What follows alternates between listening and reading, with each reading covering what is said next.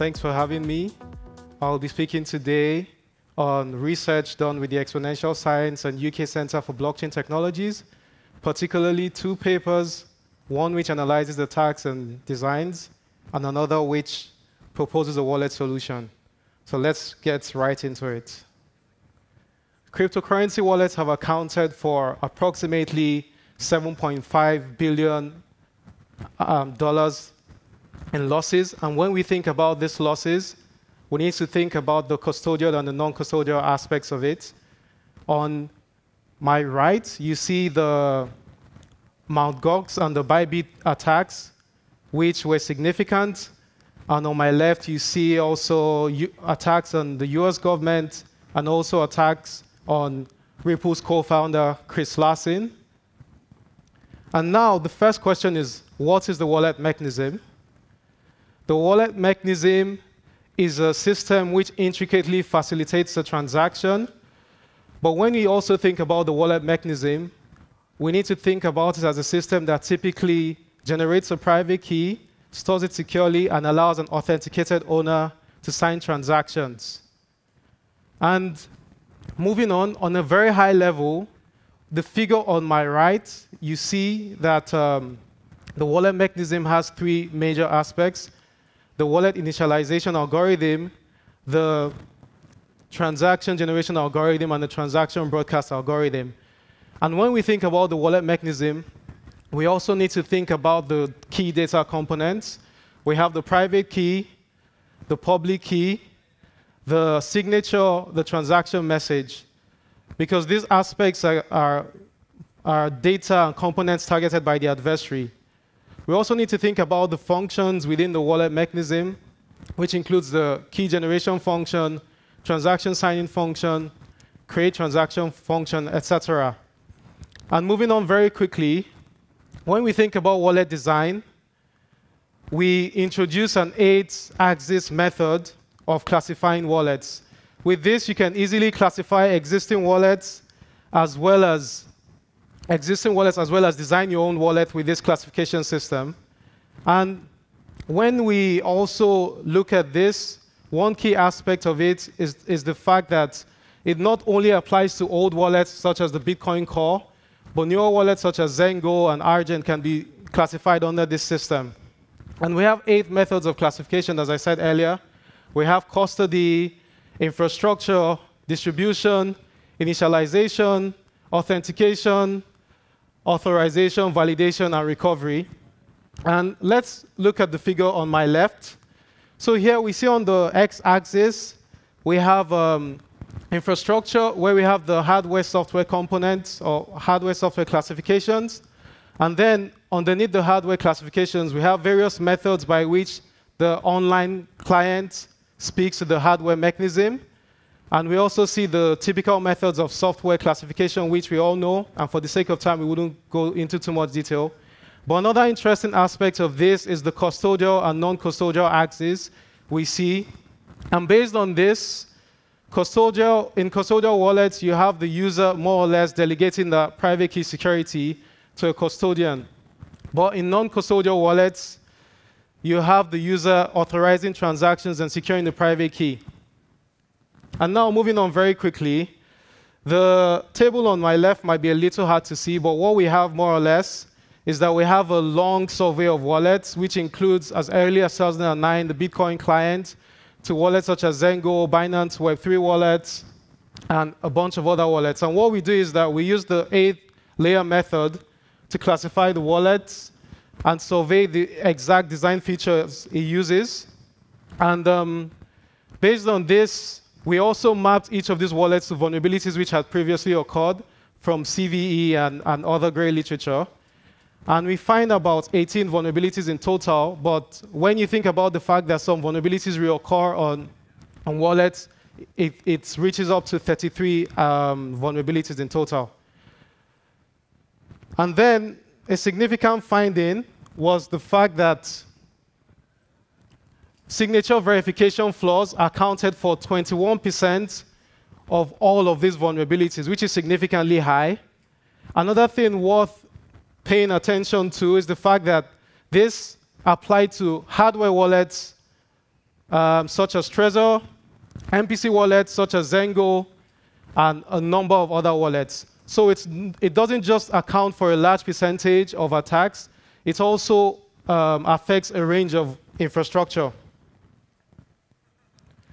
And now we need to think about the adversarial model, which is essentially saying, what can I do as an adversary? And as an adversary, you can perform a number you can threaten the wallet in a number of ways. And firstly, we classify this threat model and the attack model on a 5-layer basis. Network, because a wallet needs to retrieve and broadcast state transition information.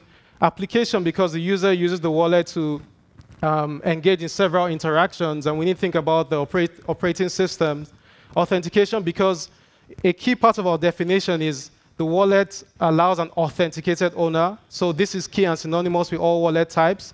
And then we also have network. We also have storage and memory, which targets the physical aspects of the wallet.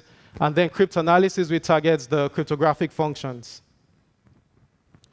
And one interesting thing we do, if you see on this side, on the right side, is that we map the wallet mechanism and the wallet functions to specific vulnerabilities and threats, and map these specific vulnerabilities and threats to attacks. So you could say, for a certain wallet function, these are the likely threats or vulnerabilities which may occur.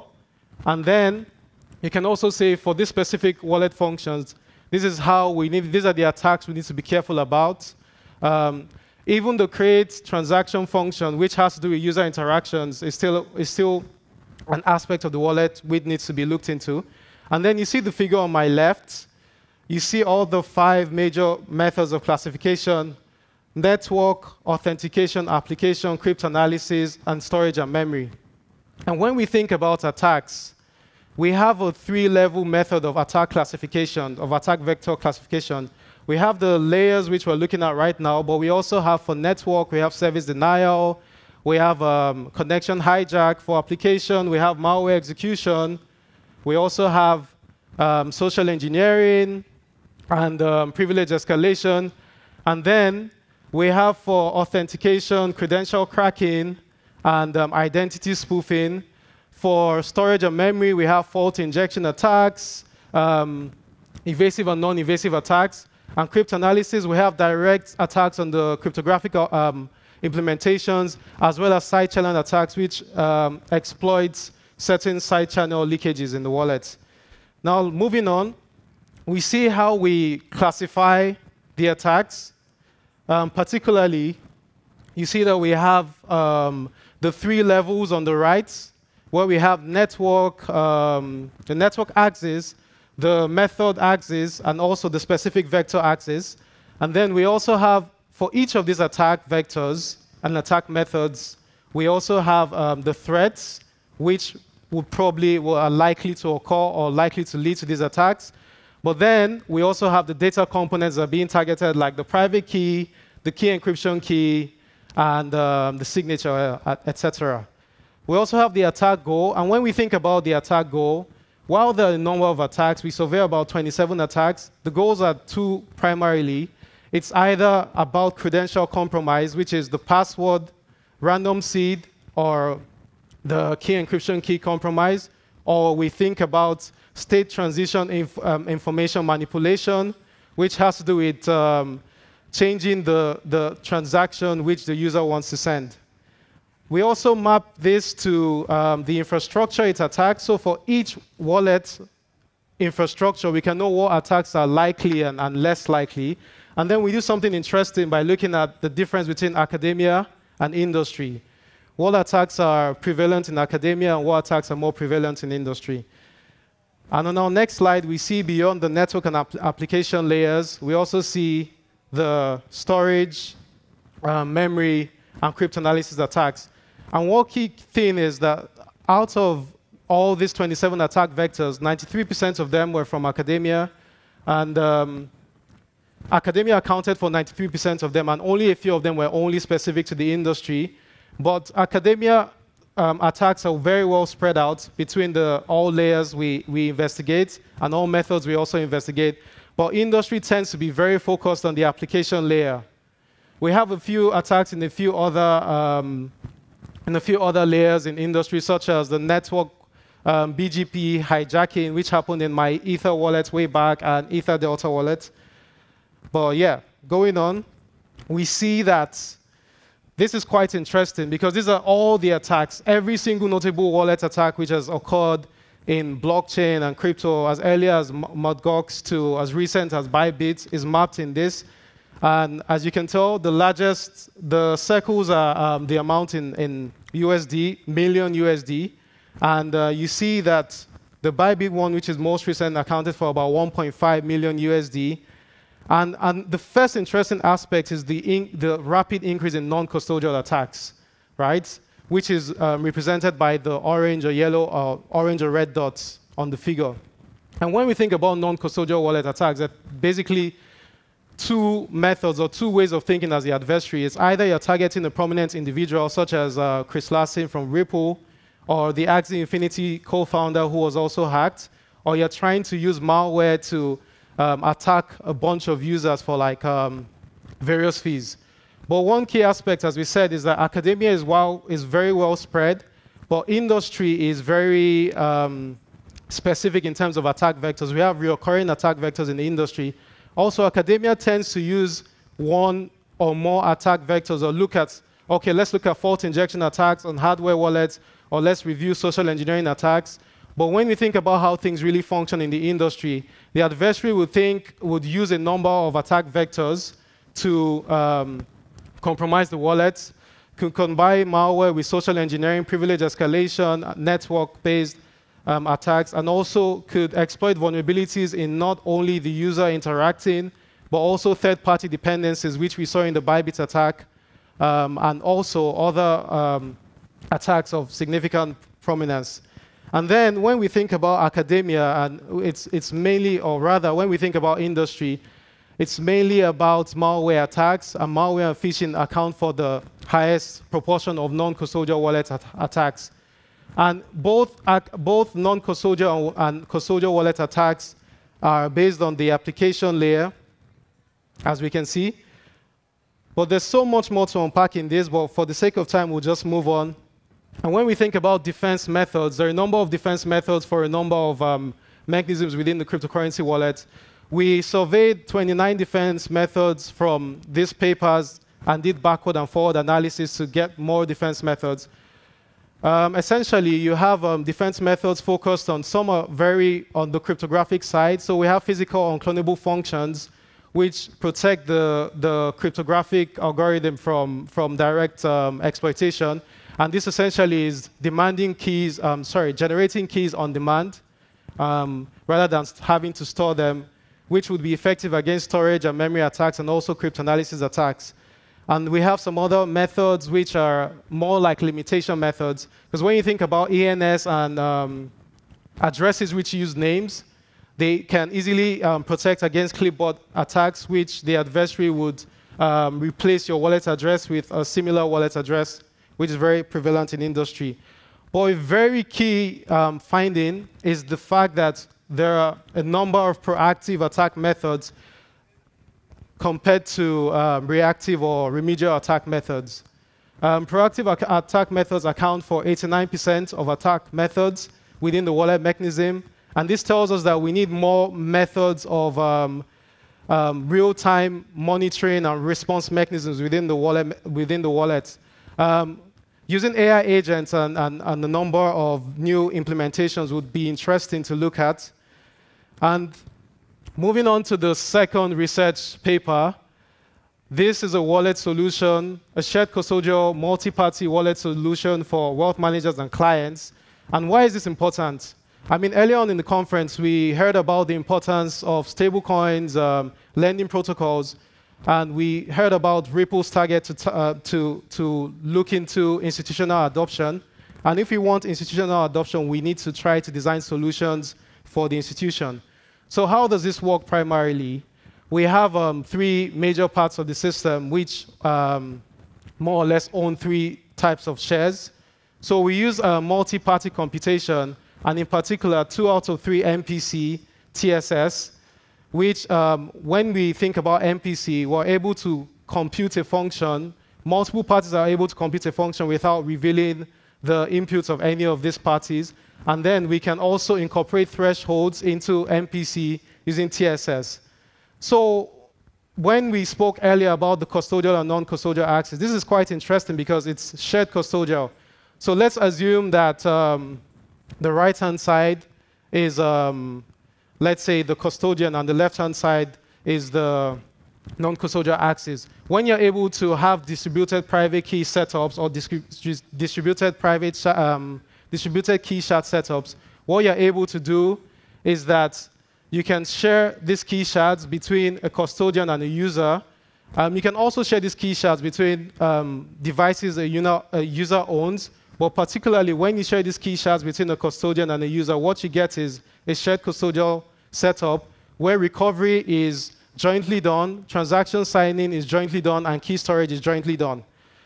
And in terms of the solution, we use distributed key generation, which is quite different from VSS in the sense that the key is not generated in any central location. It's more or less an interaction between individual shards to generate the keys.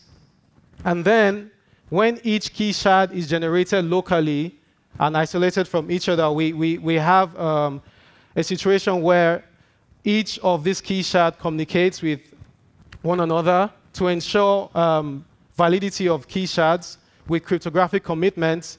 Then following that, we have public key generation. So each of these keys, all these key shards will mathematically generate one public key, which is synonymous with one address. And then when we want to sign transactions, we have a partial signature from each of these shards, which essentially is aggregated into one signature, which is broadcast to the blockchain. But we also do something which is really interesting. We integrate DREC into this solution in the sense that, and DREC is short for decentralized recovery, which is an implementation which helps us recover the private key or the key shard without having to rely on the seed phrase. And how does this work? Right? So we initially spoke about how all the key shards are independently generated. So when I have my own key shard, what happens is that I have a list of recovery agents or helpers, and then I use a key encryption key or password to encrypt my key shard. And then the key encryption key is then distributed between a number of helpers, let's say 3 out of 5, and my encrypted key shard is distributed to 2. That way, you have a situation whereby there needs to be a very high quorum of helpers to enable for the key recovery system to be compromised. And moving on, we have transaction generation. So how transaction generation typically happens. And with this, we also want to explain another defense mechanism we use. So earlier on, I was speaking about key shard recovery. And one really interesting aspect is periodic shard verification, in the sense that if I have shared my shard to someone in the audience, I will periodically verify the integrity of that key shard. And then another defense method we use in our multi-layer defense system is transaction policies, which are cryptographically enforced. So how does the transaction process typically occur? From the point of view of the wealth manager would be authenticated first, preferably two-factor authentication, so we can have not just the authentication distributed, but as we mentioned earlier, key generation, distribution, recovery, and all aspects of the wallet distributed. And following authentication, the wealth manager would create a transaction. And we also need to bear in mind the transaction policy, which on wallet initialization is set up by the wealth manager and the client. So when the transaction is created, the message is sent to the wealth manager's key shard store, which will generate a private signature, and then the system will check to see if any of the other parties have signed the transaction. If the transaction is authentic and following verification, we then need to check the transaction against the policy implementations to see, is this within the specified range of amounts we can send, and is this to a whitelisted address? If it's not to a whitelisted address, then the system would reject the transaction. This presents a multi-layer defense approach where you not only use the timely approach where you're periodically verifying the key shards, but you're also distributing the key shards between multiple systems. But this also has the transaction policy aspect, where you don't allow changes to address recipients. So in a situation whereby more than one party is compromised, even in a situation where two parties are compromised, the system is still able to safeguard against the adversary's attempts. And then when we think about first of all, what is unique about this solution, we have the shared custodial axis. We also have the fact that it is tailored to wealth managers and clients, which has a large market cap. When we think about how many wealth managers and client firms could be potentially exposed to crypto assets.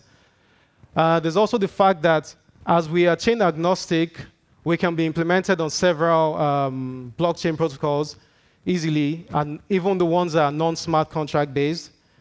And then when we think about how we would essentially make money from this product, or how the product will generate revenue, the key parts are transaction fees, but also performance and management fees. And if a wealth manager hits a certain threshold in terms of how well the asset performs, we take performance fees from them, and then transaction fees, but also listing fees for on-off-ramp protocols as well. And earlier on in this research, we also looked at institutional custody providers such as Fireblocks, Metaco, which has been acquired by Ripple Custody, a number of them. But one really interesting aspect of this is while we're doing the research, we saw lots of mergers and acquisitions within the institutional custody provider landscape. But also, we look at the key management techniques. We can't really go into too much detail because these are not open source protocols, but we get a sense of if they use MPC, multisig, or HSM. And then also, we see how chain agnostic they are, what implementations, what blockchain protocols they're on. And also, we have a look at the regulation side to see if they support KYC, KYT, or AML. And then, while all these solutions are quite interesting, ours is tailored to solve a specific problem, which is the wealth manager and institutional client side. So all in all, we see how important it is to have a multi-layer defense method or system, in the sense that we protect the user and the client on a number of ways, including distributing key storage, but also having effective key recovery, and also periodically verifying shards. And if you want to get more information on any of these papers, both of them are quite extensive. I think the SOK one is about 25 pages, so it's hard to present within 25 minutes. But then we also have the shared custodial wallet solution paper as well. You can scan the barcode and read more about the paper, as well as activities conducted by Exponential Science and the UK Centre for Blockchain Technologies. Thank you so much. Have a lovely day.